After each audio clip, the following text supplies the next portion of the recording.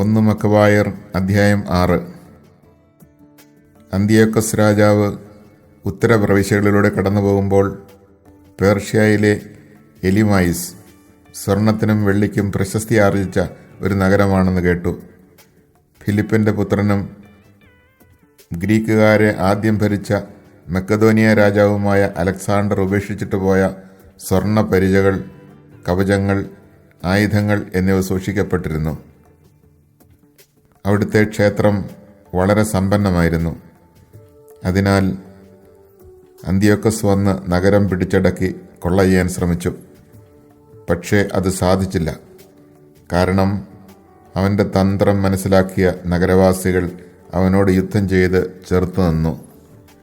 യുദ്ധക്കളത്തിൽ നിന്ന് പലായനം ചെയ്ത അന്തിയോക്കസ് ഭഗ്നാശനായി ബാബിലോണിലേക്ക് പിൻവാങ്ങി. യൂദാദേശം ആക്രമിക്കാൻ പോയ സൈന്യം പരാജയപ്പെട്ടുവെന്ന് പേർഷ്യയിൽ വെച്ച് ഒരു ദൂതൻ അന്തിയോക്കസിനെ അറിയിച്ചു. ലിസിയാസ് ആദ്യം ശക്തമായൊരു സൈന്യവുമായി ചെന്നെങ്കിലും യഹൂദർ അവനെ തുരത്തി ഓടിച്ചു. തങ്ങൾ തോൽപ്പിച്ച സൈന്യങ്ങളിൽ നിന്ന് പിടിച്ചെടുത്ത ആയുധങ്ങൾ, വിഭവങ്ങൾ, കൊള്ളവസ്തുക്കൾ എന്നിവ കൊണ്ട് യഹൂദരുടെ ശക്തി വർദ്ധിച്ചിരിക്കുന്നു. ജെറുസലേമിലെ ബലിപീഠത്തിൽ അവൻ സ്ഥാപിച്ച മ്ലേച്ഛ വിഗ്രഹം അവർ തച്ചുടച്ചു. വിശുദ്ധ മന്ദിരത്തിന് ചുറ്റും മുൻപുണ്ടായിരുന്നതുപോലെ ഉയരമുള്ള മതിലുകൾ പണിയുകയും അവൻ്റെ നഗരമായ ബത്സൂറിനെ കോട്ടകെട്ടി സുശക്തമാക്കുകയും ചെയ്തിരിക്കുന്നു. ഈ വാർത്ത കേട്ടപ്പോൾ രാജാവ് അത്ഭുതസ്തബ്ധനായി. തൻ്റെ പദ്ധതികളനുസരിച്ച് കാര്യങ്ങൾ നടക്കാഞ്ഞത് മൂലം ദുഃഖാർത്തനും രോഗിയുമായി തീർന്ന അവൻ കിടപ്പിലായി. ആഴമേറിയ ദുഃഖത്തിന് അധീനനായി തീർന്ന അവൻ വളരെ നാൾ കിടക്കയിൽ തന്നെ കഴിഞ്ഞു. മരണം അടുത്തുവെന്ന് അവൻ ഉറപ്പായി. അതിനാൽ സുഹൃത്തുക്കളെ അടുക്കൽ വിളിച്ചു പറഞ്ഞു, എനിക്ക് ഉറക്കമില്ലാതായിരിക്കുന്നു. ആകുലതയാൽ എൻ്റെ ഹൃദയം തകരുന്നു.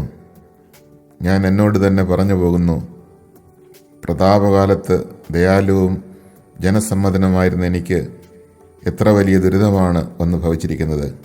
എത്ര ആഴമുള്ള കയത്തിൽ ഞാൻ വീണുപോയിരിക്കുന്നു. ജെറുസലമിൽ ഞാൻ ചെയ്ത അകൃത്യങ്ങൾ ഞാൻ ഓർക്കുന്നു. അവളുടെ കനകരജത പാത്രങ്ങളെല്ലാം ഞാൻ കവർച്ച ചെയ്തു. ഒരു കാരണവും കൂടാതെ യൂദാ നിവാസികളെ നശിപ്പിക്കാൻ ഞാൻ സൈന്യത്തെ വിട്ടു. ഇതിനാലാണ് ഈ അനർത്ഥങ്ങൾ എനിക്ക് വന്നുകൂടിയതെന്ന് ഞാൻ അറിയുന്നു. ഇതാ, അന്യദേശത്ത് കിടന്ന് ദുഃഖാധിക്യത്താൽ ഞാൻ മരിക്കുന്നു. അനന്തരം അവൻ സ്നേഹിതന്മാരിലൊരുവനായ ഫിലിപ്പിനെ വിളിച്ച് അവനെ തൻ്റെ സാമ്രാജ്യത്തിൻ്റെ അധിപനായി നിയമിച്ചു. തൻ്റെ പുത്രനായ അന്തിയോക്കസിനെ കിരീടാവകാശിയായി വളർത്തിക്കൊണ്ടു വരണമെന്ന നിർദ്ദേശത്തോടുകൂടി അവൻ ഫിലിപ്പിന് തൻ്റെ കിരീടവും മേലങ്കിയും മുദ്രമോതിരവും നൽകി. അന്തിയോക്കസ് രാജാവ് 141 വർഷം അവിടെ വച്ച് മരണമടഞ്ഞു. രാജാവ് മരിച്ചതറിഞ്ഞ ലിസിയാസ് രാജാവിൻ്റെ പുത്രനും താൻ ബാല്യം മുതലേ വളർത്തിക്കൊണ്ടുവന്നവനുമായ അന്തിയോക്കസിനെ രാജ്യഭാരമേൽപ്പിക്കുകയും അവന് യുപ്പാത്തോർ എന്ന് പേര് നൽകുകയും ചെയ്തു. ഇക്കാലത്ത് കോട്ടയിലുണ്ടായിരുന്നവർ വിശുദ്ധ മന്ദിരത്തിന് ചുറ്റും ഇസ്രായേലിനെ വളഞ്ഞ് അവരെ ദ്രോഹിക്കാനും വിജാതീയരെ ശക്തിപ്പെടുത്താനും കിണഞ്ഞ് പരിശ്രമിക്കുകയായിരുന്നു. അവരെ നശിപ്പിക്കാൻ യൂദാസ് നിശ്ചയിച്ചു. അതിനായി അവൻ ജനത്തെ വിളിച്ചുകൂട്ടി. 180 വർഷം അവർ ഒത്തൊരുമിച്ച് കോട്ടയെ ആക്രമിച്ചു. ഉപരോധത്തിനായി യൂദാസ് ഗോപുരങ്ങളും യന്ത്രമുട്ടികളും സ്ഥാപിച്ചു. എന്നാൽ ശത്രുക്കളുടെ കാവൽ സേനയിൽ ചിലർ ആക്രമണത്തിൽ നിന്ന് രക്ഷപ്പെട്ടു. അധർമ്മികളായ കുറെ ഇസ്രായേല്യരും അവരോട് ചേർന്നു. അവർ രാജാവിൻ്റെ അടുക്കൽ ചെന്ന് പറഞ്ഞു, നീതി നടത്താനും ഞങ്ങളുടെ സഹോദരന്മാർക്ക് വേണ്ടി പ്രതികാരം ചെയ്യാനും അങ്ങ് എത്ര കാലം വൈകും? അങ്ങയുടെ പിതാവിനെ സേവിക്കാനും അവൻ്റെ കൽപ്പനകൾ പാലിക്കാനും ആജ്ഞകൾ അനുസരിക്കാനും ഞങ്ങൾ തയ്യാറായിരുന്നു. അതിൻ്റെ പേരിൽ ഞങ്ങളുടെ ആളുകൾ തന്നെ കോട്ടയെ ആക്രമിക്കുകയും ഞങ്ങളുടെ ശത്രുക്കളാവുകയും ചെയ്തിരിക്കുന്നു. മാത്രമല്ല, ഞങ്ങളിൽ പിടികിട്ടിയവരെ അവർ വധിക്കുകയും ഞങ്ങളുടെ വസ്തുവകൾ കൈയടക്കുകയും ചെയ്തു. ഞങ്ങളെ മാത്രമല്ല, അയൽ രാജ്യങ്ങളെയും അവർ ആക്രമിച്ചിരിക്കുന്നു. ഇപ്പോൾ അവർ ജെറുസലം കോട്ട പിടിച്ചടക്കാൻ അതിനെതിരെ പാളയമടിച്ചിരിക്കുകയാണ്. വിശുദ്ധ മന്ദിരവും ബത്സൂറും അവർ കോട്ട കെട്ടി സുരക്ഷിതമാക്കി കഴിഞ്ഞു. അങ്ങ് അവരെ ഉടനെ തടയുന്നില്ലെങ്കിൽ അവർ ഇനിയും മുന്നേറും. പിന്നീട് അവരെ നിയന്ത്രണത്തിലാക്കാൻ അങ്ങയ്ക്ക് സാധിക്കാതെ വരും. ഇത് കേട്ട രാജാവ് ക്രുദ്ധനായി അവൻ സ്നേഹിതരെയും സൈന്യാധിപന്മാരെയും അധികാരികളെയും വിളിച്ചുകൂട്ടി. അന്യരാജ്യങ്ങളിലും ദ്വീപുകളിലും നിന്നുള്ള കൂലിപ്പട്ടാളവും അവനോട് ചേർന്നു. 1,00,000 ഭടന്മാരും 20,000 കുതിരപ്പടയാളികളും യുദ്ധപരിചയമുള്ള 32 ആനകളും അടങ്ങിയതായിരുന്നു അവൻ്റെ സൈന്യം. അവർ ഇതുമയായിലൂടെ കടന്ന് ബത്സൂറിനെതിരെ പാളയമടിച്ചു. യന്ത്രമുട്ടിയും സ്ഥാപിച്ച് അനേകം ദിവസം യുദ്ധം ചെയ്തു. എന്നാൽ യഹൂദർ കോട്ടയ്ക്ക് പുറത്തു വന്ന് ഇവ തീവച്ച് നശിപ്പിക്കുകയും പൗരുഷത്തോടെ പൊരുതുകയും ചെയ്തു. യൂദാസ് കോട്ടയിൽ നിന്ന് പിൻവാങ്ങി രാജാവിൻ്റെ പാളയത്തിനെതിരെ ബത്സക്കറിയായിൽ പാളയമടിച്ചു. അതിരാവിലെ രാജാവ് സൈന്യത്തെ ബത്സക്കറിയായിലേക്കുള്ള വഴിയിലൂടെ അതിവേഗം നയിച്ചു. അവൻ യുദ്ധത്തിന് തയ്യാറായി കാഹളം മുഴക്കി. മുന്തിരിച്ചാറും മൾബറി നീരും നൽകി അവർ ആനകളുടെ യുദ്ധവീര്യം ഉണർത്തി. സേനാവ്യൂഹത്തിൽ പലയിടത്തായി അവയെ നിർത്തി. ഓരോ ആനയോടും കൂടെ ഇരുമ്പ് കവചവും പിത്തളത്തൊപ്പിയും ധരിച്ച 1000 ഭടന്മാരെയും സമർത്ഥരായ 500 കുതിരപ്പടയാളികളെയും നിർത്തി. അവർ ആനയുടെ അടുക്കൽ സജ്ജരായി നിന്നു. അത് പോകുന്നിടത്തേക്ക് അവരും പോയി. അവർ അതിനെ വിട്ടുമാറിയില്ല. ഓരോ ആനയുടെയും പുറത്ത് തടികൊണ്ടുള്ള സുശക്തവും മറയ്ക്കപ്പെട്ടിരുന്നതുമായ അമ്പാരി ഉണ്ടായിരുന്നു. പ്രത്യേകമായ പടച്ചമയങ്ങൾ കൊണ്ടാണ് അവയെ ആനയോട് ബന്ധിച്ചിരുന്നത്. ഓരോന്നിലും യുദ്ധം ചെയ്യുന്ന ആയുധധാരികളായ 4 പടയാളികളും ഇന്ത്യക്കാരനായ പാപ്പാനും ഉണ്ടായിരുന്നു. കുതിരപ്പടയാളികളിൽ ശേഷിച്ചവർ ശത്രുക്കളെ ആക്രമിക്കാൻ സൈന്യത്തിൻ്റെ ഇരുപാർശ്വങ്ങളിലും നിലയുറപ്പിച്ചു. സേനാവ്യൂഹം അവർക്ക് സംരക്ഷണം നൽകി. സ്വർണവും പിത്തളയും കൊണ്ടുള്ള പരിചകളിൽ തട്ടി സൂര്യപ്രകാശം പ്രതിഫലിച്ചപ്പോൾ കുന്നുകൾ തിളങ്ങുകയും കത്തുന്ന പന്തങ്ങൾ പോലെ കാണപ്പെടുകയും ചെയ്തു. രാജസൈന്യത്തിൽ ഒരു വിഭാഗം ഉയർന്ന കുന്നുകളിലൂടെയും മറ്റേ വിഭാഗം സമതലത്തിലൂടെയും ക്രമമായി ധീരതയോടെ മുന്നേറി. ആ വലിയ പടനീക്കത്തിൻ്റെ ആരവവും ആയുധങ്ങളുടെ ഇരമ്പലുകളും കേട്ടവരെല്ലാം ഭയചകിതരായി. ആ വ്യൂഹം അത്രയ്ക്ക് വലുതും ശക്തവുമായിരുന്നു. യൂദാസും സൈന്യവും അവരോട് ഏറ്റുമുട്ടി. രാജസൈന്യത്തിലെ 600 പേർ കൊല്ലപ്പെട്ടു. അവരാൻ എന്ന് വിളിക്കപ്പെടുന്ന എലയാസർ യുദ്ധമൃഗങ്ങളിലൊന്നിന്മേൽ രാജകീയമായ പടച്ചട്ട സജ്ജീകരിച്ചിരിക്കുന്നതായി കണ്ടു. മറ്റുള്ളവയേക്കാൾ ഉയരമുണ്ടായിരുന്നു ആ മൃഗത്തിന്. രാജാവ് അതിൻ്റെ പുറത്തായിരിക്കുമെന്ന് അവൻ കരുതി. സ്വജനങ്ങളെ രക്ഷിക്കാനും തനിക്ക് ശാശ്വത കീർത്തി നേടാനും വേണ്ടി അവൻ ജീവനെ സമർപ്പിക്കാൻ സന്നദ്ധനായി. ആ മൃഗത്തിൻ്റെ അടുക്കലെത്താൻ അവൻ വീറോടെ സൈന്യവ്യൂഹത്തിനിടയിലേക്ക് കുതിച്ചു. ഇടത്തും വലത്തുമുള്ളവരെ അവൻ അരിഞ്ഞു വീഴ്ത്തി. ശത്രുക്കൾ ഇരുവശങ്ങളിലേക്കും ചിതറി. അവൻ ചെന്ന് ആനയുടെ കീഴെ എത്തി അതിനെ അടിയിൽ നിന്ന് കുത്തിക്കൊന്നു. അത് അവൻ്റെ മേൽ വീണ് അവൻ അവിടെ വെച്ച് തന്നെ മരിച്ചു. രാജസൈന്യത്തിൻ്റെ ശക്തിയും ഭീകരമായ ആക്രമണവും കണ്ട് യഹൂദർ പിന്തിരിഞ്ഞോടി. രാജാവിൻ്റെ പടയാളികൾ അവർക്കെതിരെ ജെറുസലമിലേക്ക് നീങ്ങി. അവർ യൂദായിലും സിയോൻ മലയിലും പാളയമടിച്ചു. രാജാവ് ബത്സൂർ നിവാസികളുമായി സമാധാന ഉടമ്പടി ചെയ്തു. അവർ നഗരം ഒഴിഞ്ഞുകൊടുത്തു. കാരണം ഉപരോധത്തെ ചെറുക്കാൻ വേണ്ടത്ര ഭക്ഷണ സാധനങ്ങൾ അവർക്ക് ഉണ്ടായിരുന്നില്ല. അത് ദേശത്തിൻ്റെ സാബത്ത് വർഷമായിരുന്നു. അങ്ങനെ രാജാവ് ബത്സൂർ കൈവശപ്പെടുത്തി അവിടെ ഒരു കാവൽ സൈന്യത്തെ ഏർപ്പെടുത്തുകയും ചെയ്തു. അനന്തരം അവൻ വിശുദ്ധ മന്ദിരത്തിന് മുമ്പിൽ പാളയമടിച്ചു. വളരെ നാൾ അവിടെ കഴിഞ്ഞു. അവൻ ഉപരോധ ഗോപുരങ്ങളും അഗ്നിയും കല്ലും വർഷിക്കാൻ ഉതകുന്ന യന്ത്രങ്ങളും അമ്പെയ്യാനുള്ള ഉപകരണങ്ങളും തെറ്റാരികളും സജ്ജമാക്കി. അവരുടേതിനോട് കിടപിടിക്കുന്ന യുദ്ധയന്ത്രങ്ങൾ നിർമ്മിച്ച് യഹൂദർ അവരെ ഏറെക്കാലത്തേക്ക് ചേർത്ത് തന്നു. എന്നാൽ അത് 7-ാം വത്സരമായിരുന്നതിനാൽ കലവറകളിൽ ഭക്ഷണസാധനങ്ങൾ ഇല്ലായിരുന്നു. വിജാതീയരിൽ നിന്ന് രക്ഷപ്പെട്ട് യൂദായിൽ അഭയം പ്രാപിച്ചവർ കലവറകളിൽ ശേഷിച്ചവയെല്ലാം ഭക്ഷിച്ചു കഴിഞ്ഞിരുന്നു. വിശുദ്ധ മന്ദിരത്തിൽ ഏതാനും പേർ മാത്രമേ അവശേഷിച്ചിരുന്നുള്ളൂ. ക്ഷാമം രൂക്ഷമായിരുന്നതിനാൽ മറ്റുള്ളവർ ചിതറി താന്താങ്ങളുടെ ഭവനങ്ങളിലേക്ക് പോയി. തൻ്റെ മകൻ അന്തിയോക്കസിനെ കിരീടാവകാശിയായി വളർത്തുന്നതിന് അന്തിയോക്കസ് രാജാവ് മരണത്തിനു മുമ്പ് നിയോഗിച്ചിരുന്ന ഫിലിപ്പ് രാജാവിനോട് കൂടെ പോയിരുന്ന പടയാളികളുമായി പേർഷ്യ, മേദിയ എന്നിവിടങ്ങളിൽ നിന്ന് മടങ്ങി വന്നുവെന്നും ഭരണം കൈയടക്കാൻ ശ്രമിക്കുന്നുവെന്നും ലിസിയാസ് കേട്ടു. അതിനാൽ പെട്ടെന്ന് സ്ഥലം വിടാൻ അവൻ കൽപ്പന നൽകി. രാജാവിനോടും സൈന്യാധിപന്മാരോടും ജനങ്ങളോടും അവൻ പറഞ്ഞു, നമ്മൾ ദിവസം ചെല്ലുന്തോറും കൂടുതൽ ക്ഷീണിച്ചു വരുന്നു. ഭക്ഷണ സാധനങ്ങൾ ഇല്ലെന്ന് തന്നെ പറയാം. നാം ഉപരോധിക്കുന്ന സ്ഥലം സുശക്തമാണ്. രാജ്യകാര്യങ്ങളിൽ നമ്മുടെ അടിയന്തര ശ്രദ്ധ ആവശ്യമായി വന്നിരിക്കുന്നു. അതിനാൽ നമുക്ക് ഈ ജനത്തോടും രാജ്യത്തോടും ഉടമ്പടി ചെയ്ത് സമാധാനം സ്ഥാപിക്കാം. അവർ മുൻപത്തെ പോലെ സ്വന്തം നിയമങ്ങൾ അനുസരിച്ച് ജീവിക്കട്ടെ. നമ്മൾ അവരുടെ നിയമങ്ങൾ നീക്കിക്കളഞ്ഞതിൻ്റെ പേരിലാണല്ലോ അവർ കുപിതരായി ഈ വിധം പ്രവർത്തിച്ചത്. ഈ അഭിപ്രായം രാജാവിനും സൈന്യാധിപന്മാർക്കും സ്വീകാര്യമായി.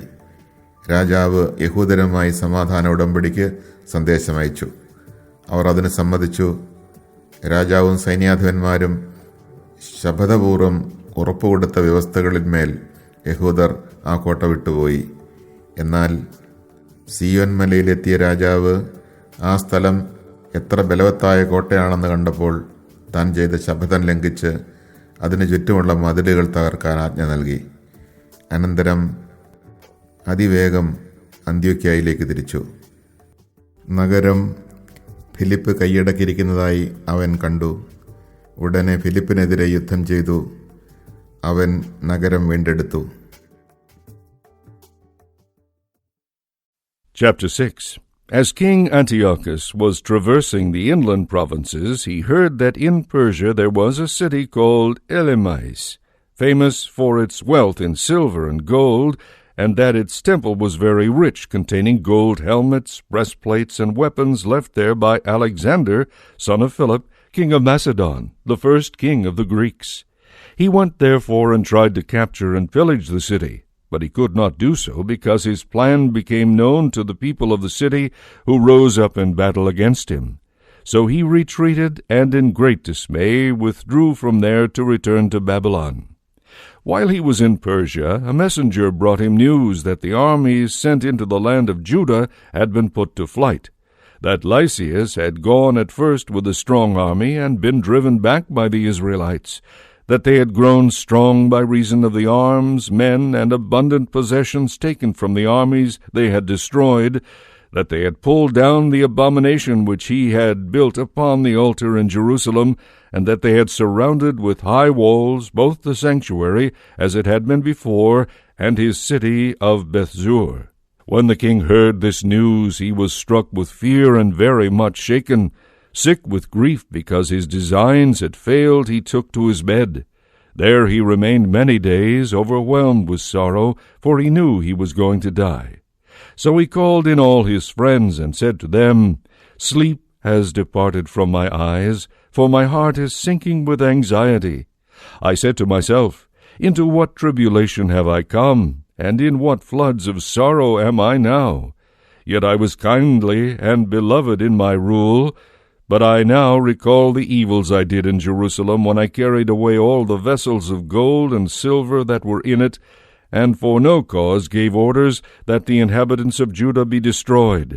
I know that this is why these evils have overtaken me, and now I am dying, in bitter grief, in a foreign land." Then he summoned Philip, one of his friends, and put him in charge of his whole kingdom. He gave him his crown, his robe, and his signet ring, so that he might guide the king's son Antiochus, and bring him up to be king. King Antiochus died in Persia in the year 149. When Lysias learned that the king was dead, he set up the king's son Antiochus, whom he had reared as a child, to be king in his place, and he gave him the title Eupator. The men in the citadel were hemming in Israel around the sanctuary, continually trying to harm them and to strengthen the Gentiles. But Judas planned to destroy them, and called all the people together to besiege them. So in the year 150 they assembled and stormed the citadel, for which purpose he constructed catapults and other devices. Some of the besieged escaped. Joined by impious Israelites, they went to the king and said, "How long will you fail to do justice and avenge our kinsmen? We agreed to serve your father and to follow his orders and obey his edicts.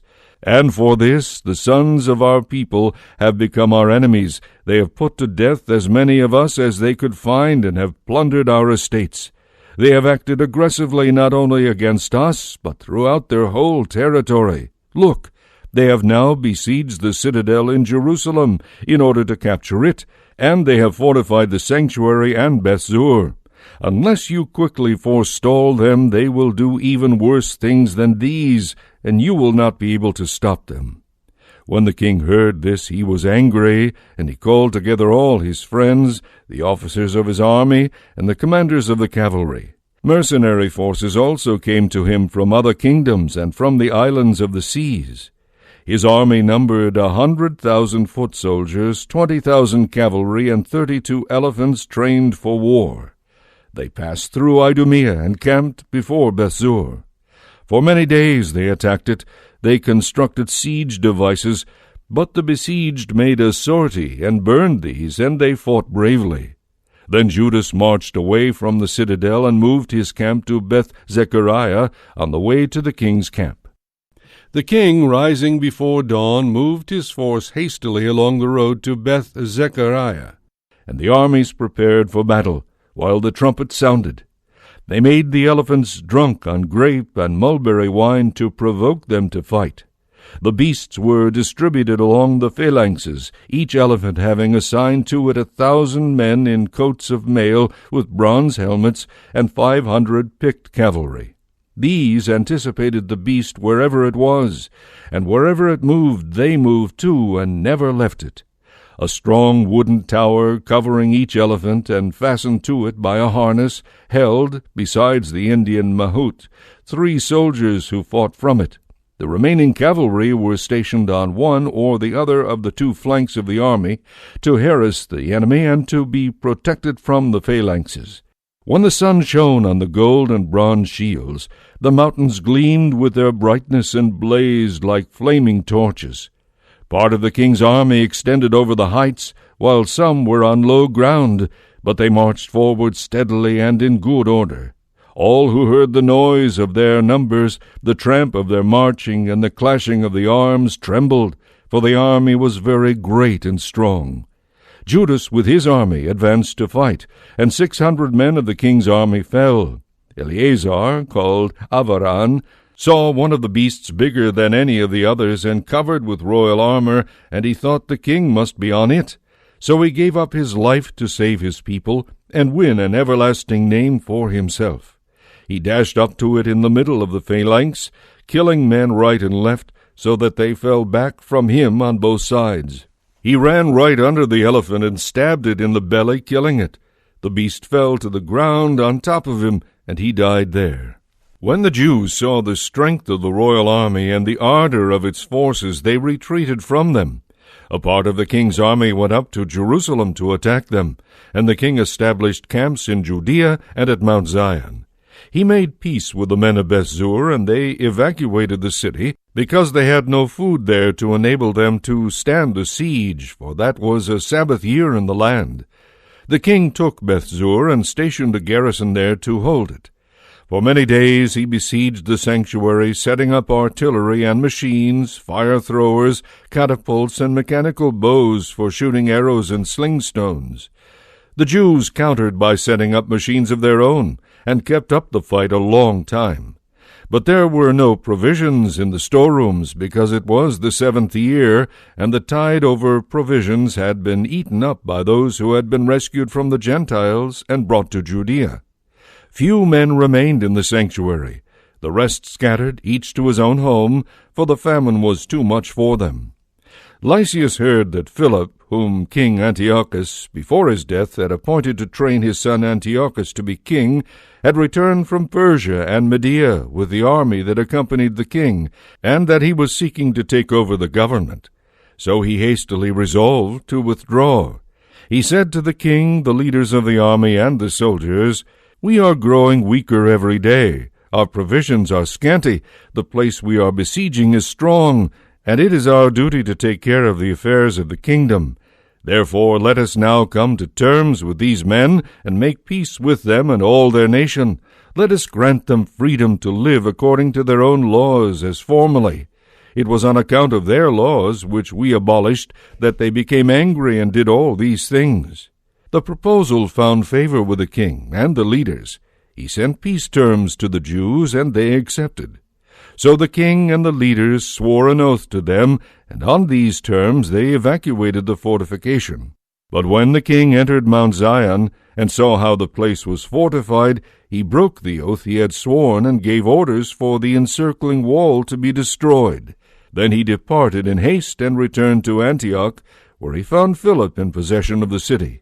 He fought against him, and took the city by force.